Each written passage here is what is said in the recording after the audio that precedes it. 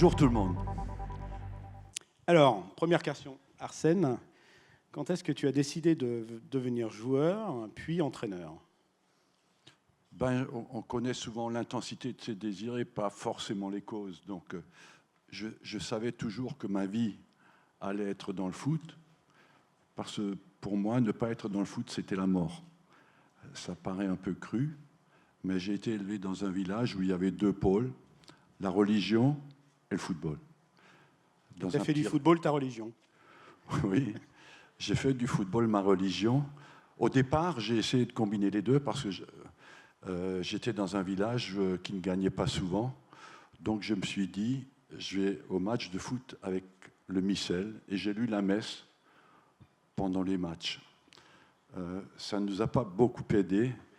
J'ai compris bien plus tard que ceux qui faisaient les miracles, c'était les bons joueurs. Et les bons entraîneurs. Et les bons entraîneurs, ils peuvent accompagner. Quel est justement le lien entre un bon joueur et un bon entraîneur? Est-ce que quand on est un bon joueur, on devient forcément un bon entraîneur? Est-ce qu'on peut être un bon entraîneur sans avoir été un bon joueur? Une bonne équipe sans un bon entraîneur ne va pas très loin. Parfois, et sur du court terme, elle peut exister, mais un bon entraîneur sans de bons joueurs, c'est pareil. On est interdépendants.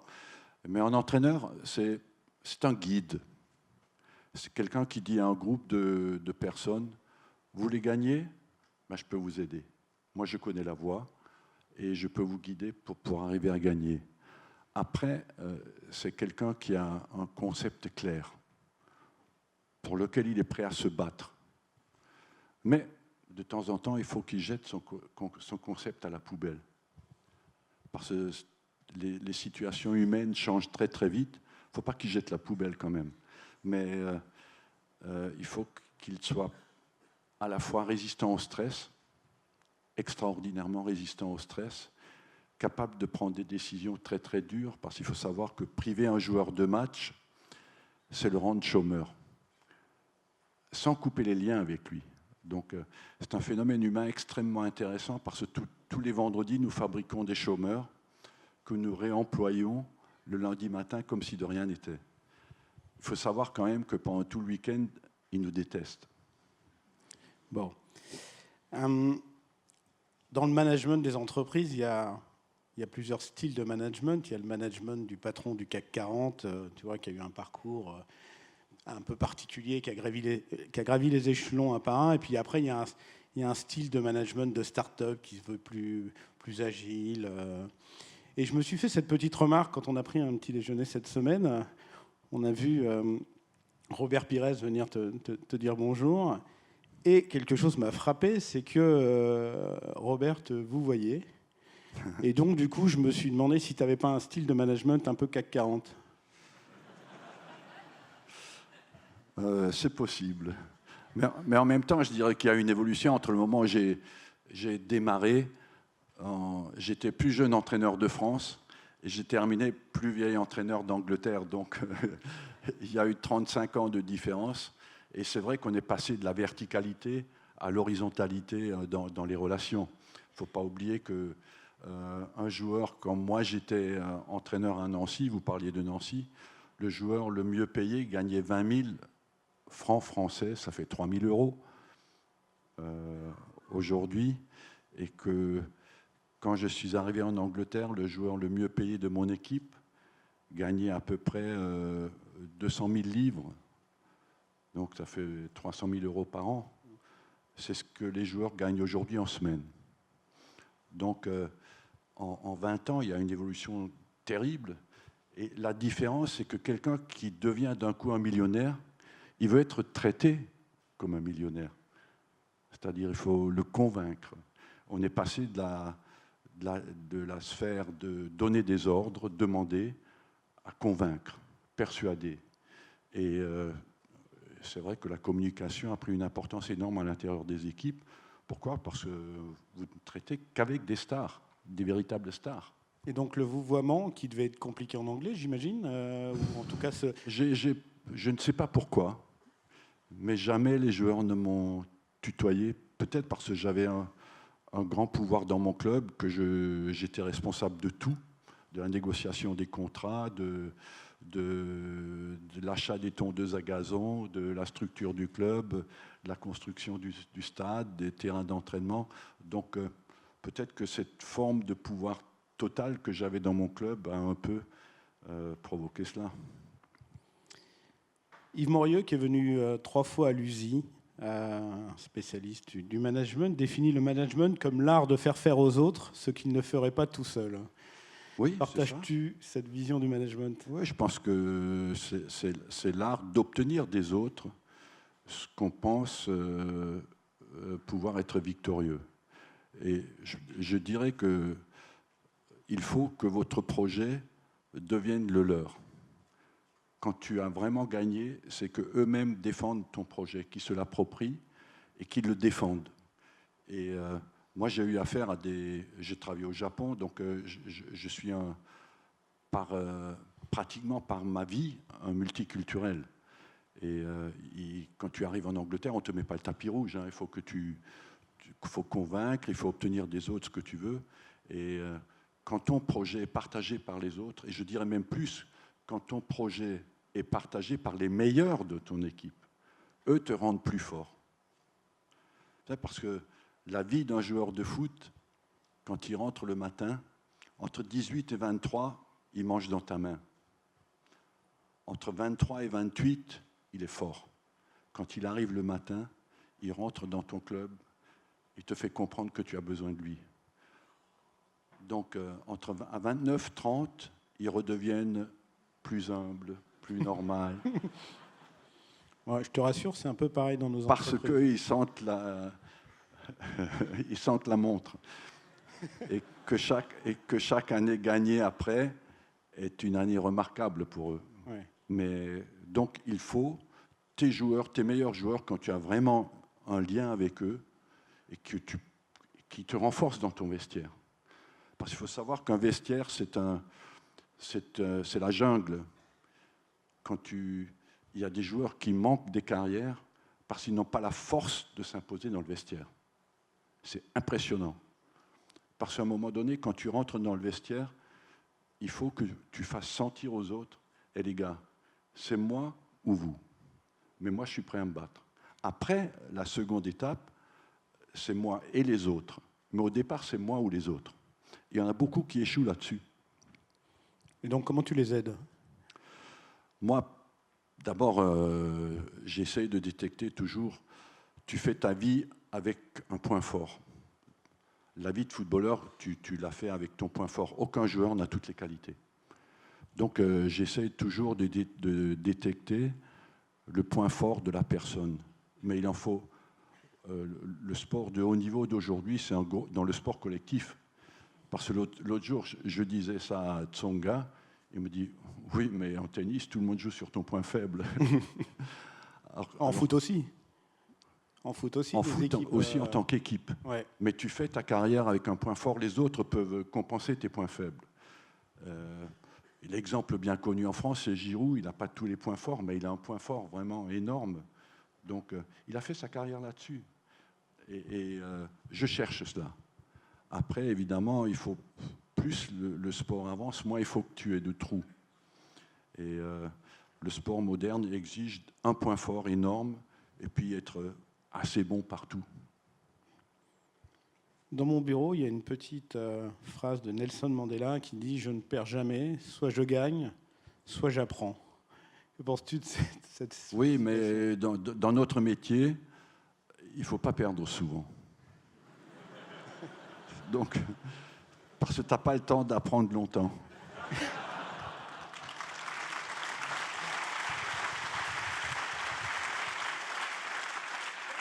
Et je dirais qu'un entraîneur, c'est aussi un réducteur de temps de crise, avant tout. Là où il y en a un qui perd 5 matchs, un bon, il perd aussi, mais il n'en perd que 2. Ou 3 peut-être. 3 au maximum dans ta carrière, je crois, d'affilée, c'est ça? J'ai jamais perdu 3 matchs d'affilée en Première Ligue en 22 ans. Parce qu'au bout de 3 matchs, tu es dans une crise totale, ou même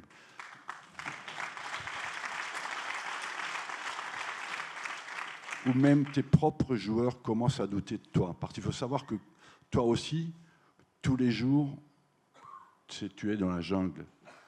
tu as 25 mecs en face de toi qui sont très intelligents, qui cherchent tous les jours un point faible. Donc, quand tu arrives le matin, il faut être blindé, il faut être prêt, il faut avoir ses convictions. Et il faut une force quasi animale pour être entraîneur. Parce que tu es obligé de vivre comme un sportif de très haut niveau où tu t'en sors pas. Qu'est-ce qui, selon toi, fait la différence entre un excellent joueur et un joueur ballon d'orisable, si tu me passes l'expression, et comment on peut les détecter? Ben d'abord, sur mon observation, sur tous les tests que j'ai faits pendant 35 ans, c'est le joueur de très très haut niveau est quelqu'un, d'une façon générale dans la vie c'est vrai, quelqu'un qui a une analyse objective de sa performance, en étant un peu dur avec lui-même. Et c'est quelqu'un qui a une bonne combinaison entre motivation et intelligence. Mais sur les tests que nous avons faits, nous avons pu nous rendre compte que dans l'intensité de la motivation, c'est plutôt l'endurance de la motivation qui était importante que l'intensité. C'est-à-dire quelqu'un qui est capable d'avoir un projet et de le maintenir. J'ai vu beaucoup de gars échouer qui avaient un talent formidable, mais qui n'étaient pas prêts à maintenir l'effort. Et le talent, l'effort qui n'accompagne pas le talent, dépérit petit à petit. Et ce qui est encore de pire, c'est que quand tu es responsable et que tu vois que le gars n'a pas la capacité de maintenir l'effort, tu perds confiance en lui. Et ceux qui ont cette capacité d'endurance et de persister, ils font une différence énorme. À 20 ans, j'ai eu beaucoup de joueurs à 20 ans, par exemple Zizou, on parle de Zizou là. Zizou, je l'ai vu jouer à 20 ans, il jouait en équipe de France des moins de 21, et je demandais à Henri-Émile, qui était entraîneur à l'époque, dis-moi, j'étais entraîneur à Arsenal, dis-moi qu'est-ce qu'il y a de bon là-dedans. Il y en a deux qui sont pas mal, Dugarry et Zidane, mais tu sais jamais ce qu'ils vont faire. Mais Zizou avait la gagne en lui, et l'humilité en lui, et puis petit à petit, ils font la différence, ces gars-là. Et à 23 ans, 24 ans, ils rentrent soudain dans une autre catégorie. Alors, quand ils rentrent dans cette catégorie de stars, certaines ont des très fortes personnalités, pour ne pas dire plus. Comment on gère ça dans le vestiaire? Ben d'abord en étant sans compromission avec eux.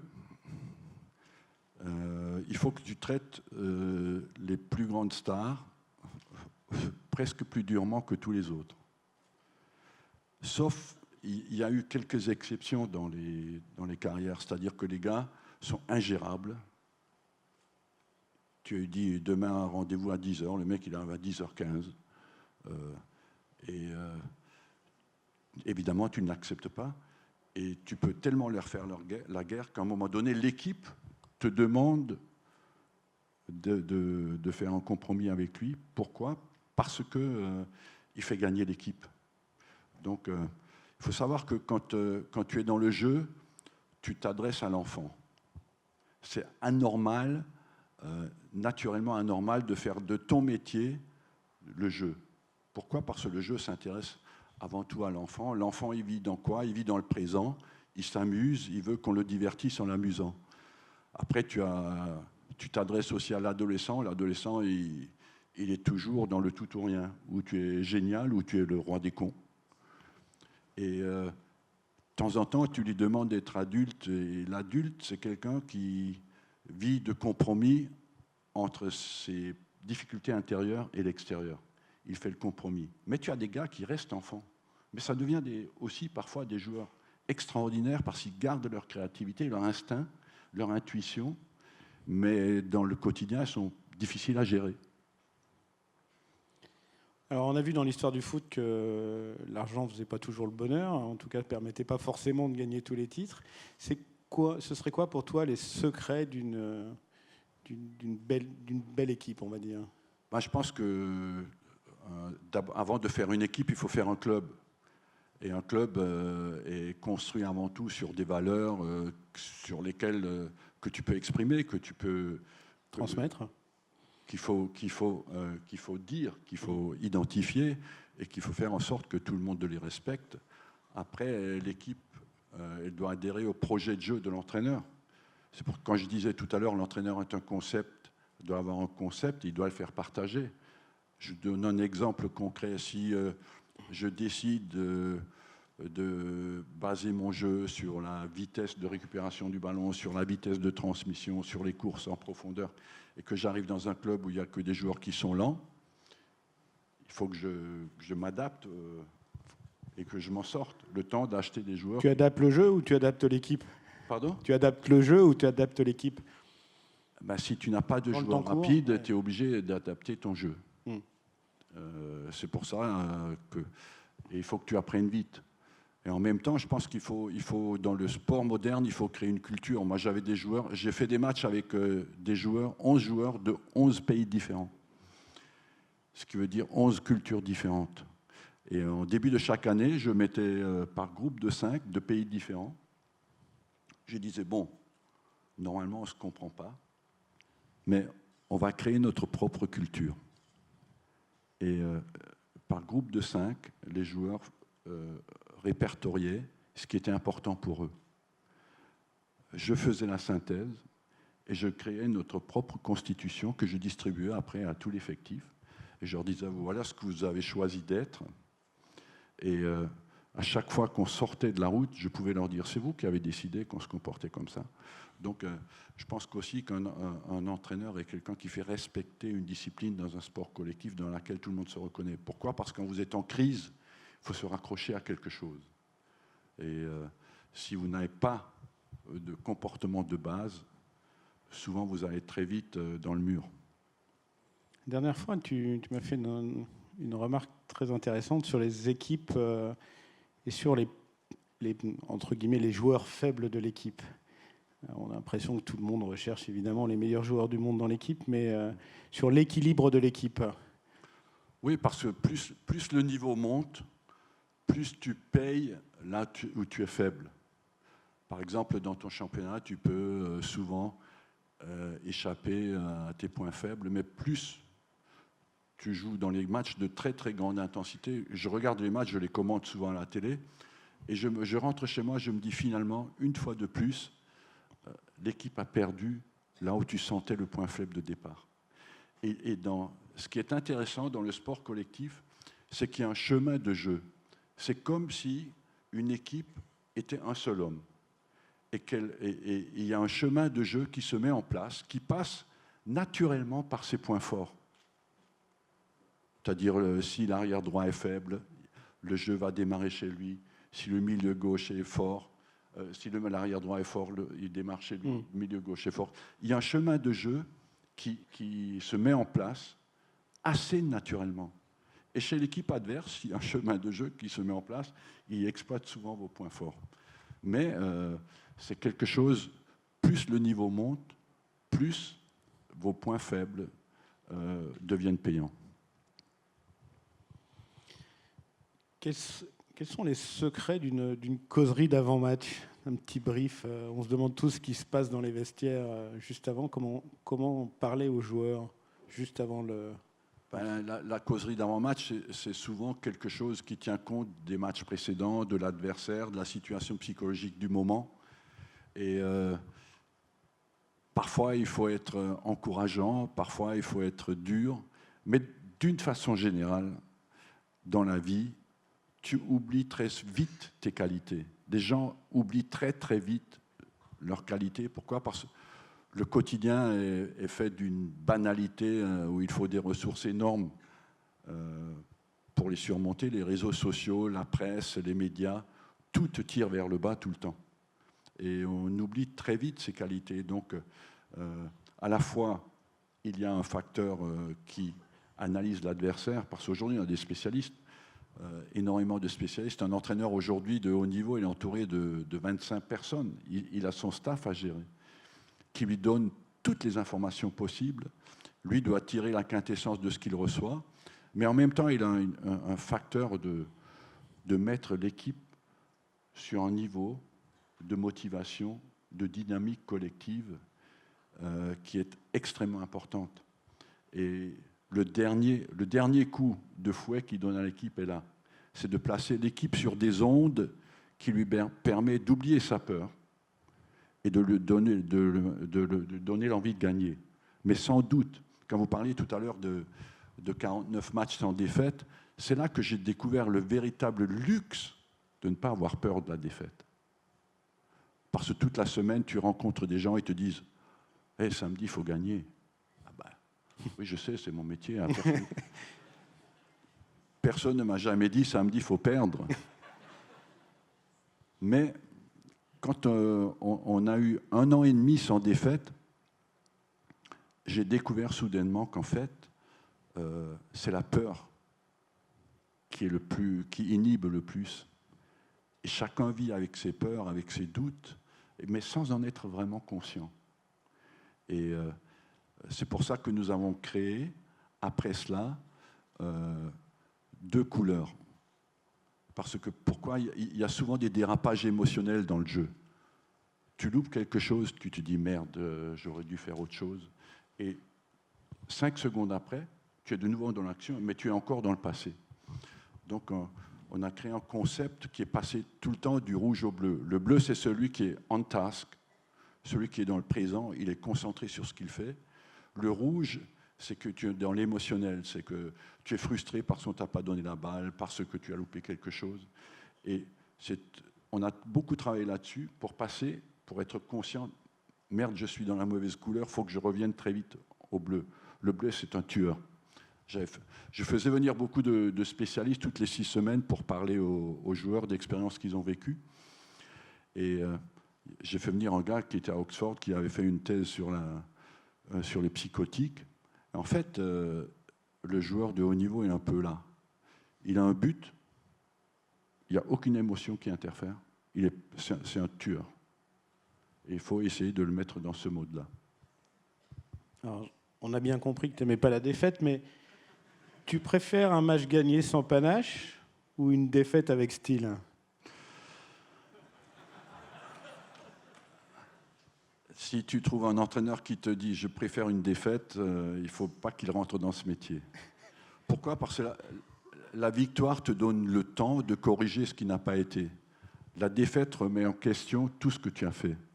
Donc, tu ne peux pas. Je pense que dans un grand club, un entraîneur doit avoir l'ambition de gagner avec style. Pourquoi? Parce qu'il faut que ce soit une expérience pour les supporters. Quand ils se lèvent le matin, il faut qu'il ait l'espoir qu'au moins que tu essayes de lui donner quelque chose de spécial. Lui, il est perdu dans son quotidien plat. Il faut qu'il ait l'espoir de vivre une expérience un peu spéciale. Donc il faut avoir l'ambition de gagner avec style.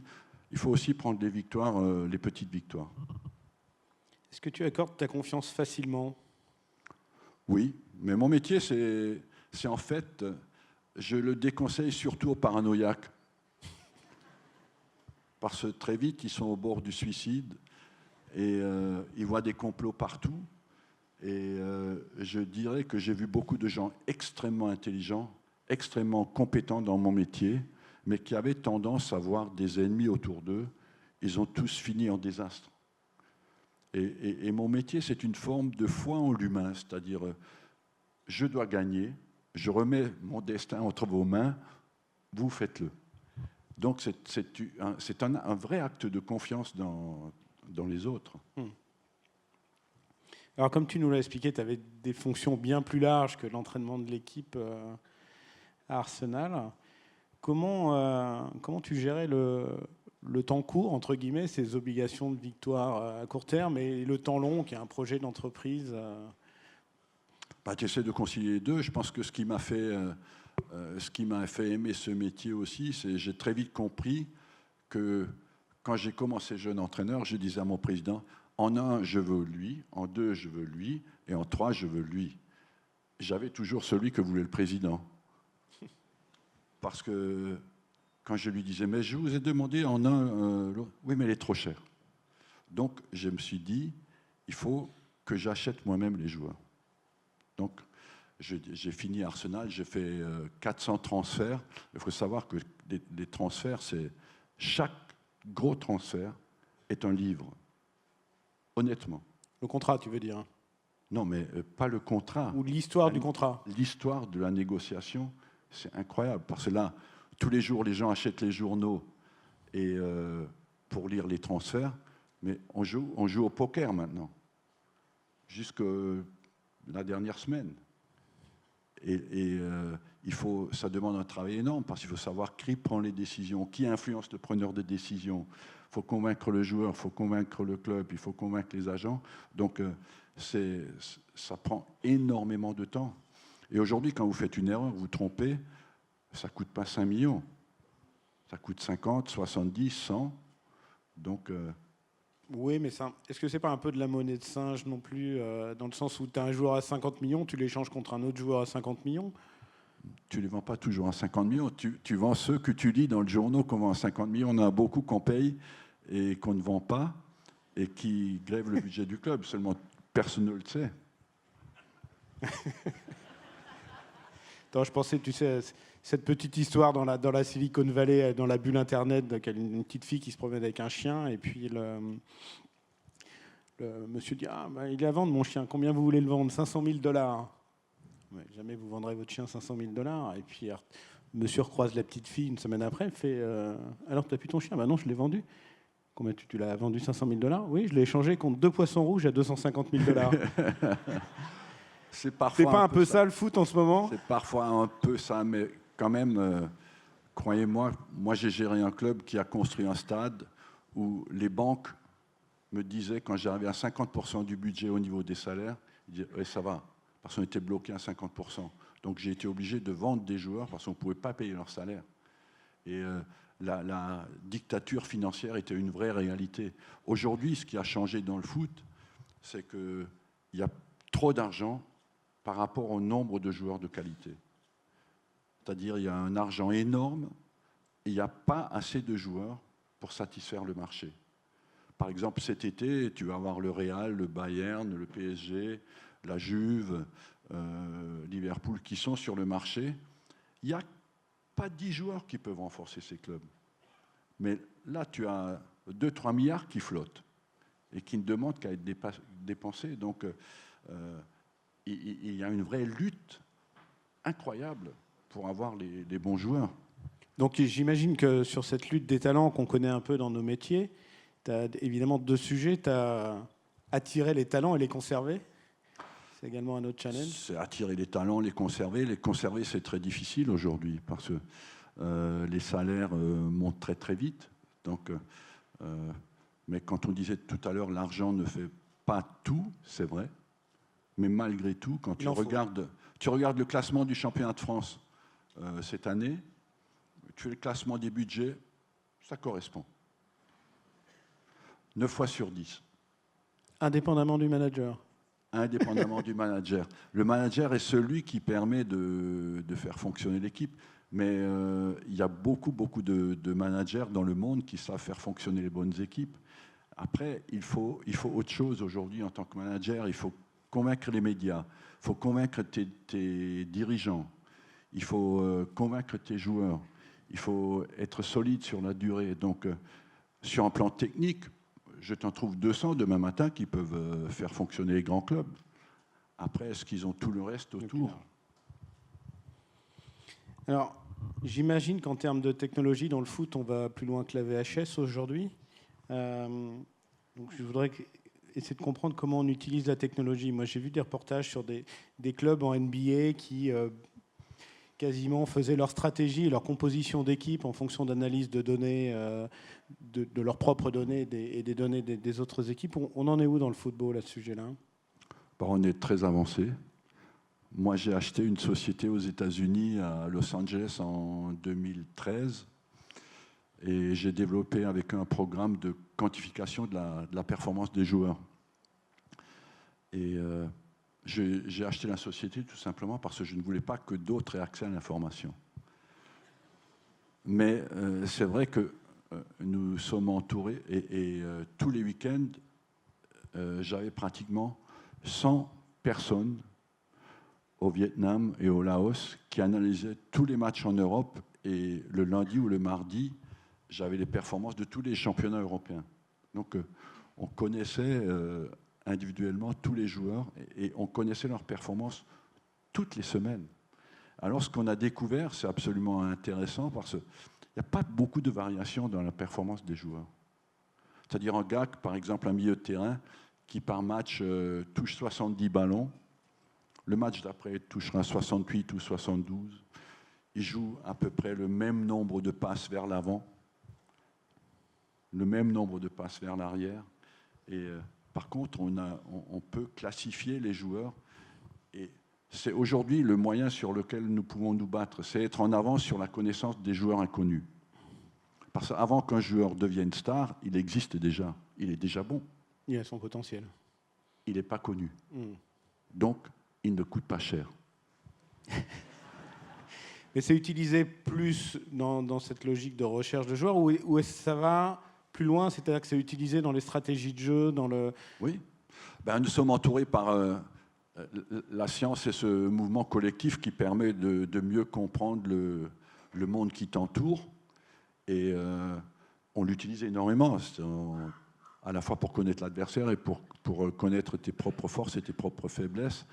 Mais je pense qu'un manager moderne aujourd'hui est quelqu'un qui arrive à sélectionner des 5 ou 6 paramètres qui sont importants. Parce qu'une équipe, il faut la nourrir, mais pas trop non plus.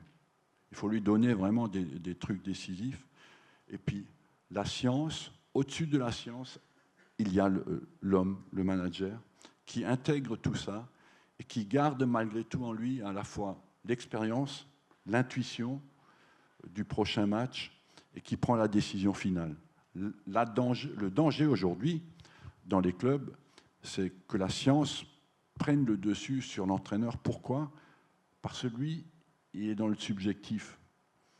Et en fait, prendre des décisions, ce qui est extrêmement difficile dans le prendre des décisions, c'est que nous prenons tout le temps des décisions sans avoir aucune certitude. Par exemple, je te fais jouer ailier droit demain. Ah, voilà, je peux t'aider là sur la pertinence de la décision. Je prends la décision le vendredi soir en sachant que mon sort dépend de cette décision, en sachant aussi que tu peux très bien faire un très mauvais match. Et si la science, si les scientifiques autour de moi me disent « surtout ne le fais pas jouer lui », il faut que je sois costaud pour le faire jouer quand même.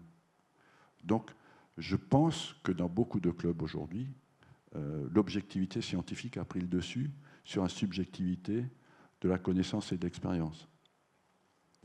Ok. Donc, tu as vu Yuger ce matin. Est-ce que tu crois qu'un jour, les progrès de la technologie vont nous permettre de façonner des footballeurs augmentés ? Oui, je pense qu'il faudra organiser un championnat entre l'homme augmenté, entre eux, et les autres. C'est sûr qu'on arrivera avec... peut-être que ça égalisera les chances, c'est-à-dire un mec qui n'a pas de fibre rapide, on arrivera à lui mettre une puce dans la tête pour que ces fibres réagissent aussi vite qu'un mec qui est rapide. Peut-être aussi qu'un gars qui a un problème de la vitesse d'analyse de jeu ou de prise de décision, on va lui mettre une puce dans la tête pour prendre des décisions beaucoup plus rapidement. Parce qu'en fait, on s'est rendu compte, je termine là-dessus, j'ai fait faire une analyse l'an dernier avec une université norvégienne. Le foot, en fait, si on simplifie le plus possible, c'est maîtriser le ballon, prendre une décision et exécuter la décision. À chaque fois que je reçois la balle, il faut d'abord que je la maîtrise, après que je prenne une bonne décision, après que j'exécute bien la décision. Il faut savoir que tout ça va extrêmement vite, mais je me suis demandé, et si on analysait ce qui se passe avant la réception du ballon. Et j'ai fait faire une étude avec une université norvégienne qui faisait leur doctorat là-dessus. On a placé des caméras sur les toits et on a analysé leur capacité de scanner, c'est-à-dire que font les bons joueurs avant de recevoir la balle. Et surtout, combien de fois contrôlent-ils leur environnement dans les 10 secondes précédant la réception du ballon. On a eu des découvertes très intéressantes parce qu'on s'est rendu compte qu'en fait, les très bons joueurs scannaient entre 6 à 8 fois avant de recevoir la balle. C'est quand même déjà du très très haut niveau, la Première Ligue. Et que les joueurs moins bons scannaient 4 à 6 fois dans les 10 secondes qui précédaient la réception du ballon. Et c'est extrêmement complexe parce qu'il faut regarder les mouvements des yeux. On a dû mettre... Il y a 50% des étudiants qui ont abandonné au bout de 3 semaines, tellement c'était délicat. Mais enfin, pour moi, c'était un message extraordinaire pour l'éducation des jeunes. C'est-à-dire créer des exercices qui, en fait, obligent la prise d'information avant d'être impliqué dans le jeu. Et c'est ça certainement une des routes pour l'avenir de l'éducation qui vont encore rendre le jeu meilleur. Petite dernière question, peut-être, parce que j'ai toujours rêvé de faire la une de l'équipe. Donc, tu as un petit scoop sur ton futur challenge à nous révéler? Ben, je suis un peu divisé en ce moment entre le fait de replonger dans l'enfer, parce que faut savoir qu'être entraîneur, c'est un peu jouer à la roulette russe. Tu mets tous les samedis une balle dans le pistolet et tu tires en espérant que la balle ne sorte pas. Et en même temps, le manque addictif de la compétition, quoi, parce que je suis compétiteur et nous sommes tous une forme de... Nous avons tous en nous la haine de la défaite ou le désir de la victoire. Et je pense que l'entraîneur est avant tout quelqu'un qui a la haine de la défaite. Mais en même temps, quand il ne gagne plus, il est un peu perdu. Et de l'autre côté, je fais ce genre d'exercice que je fais avec toi, que j'aime aussi. Merci Arsène.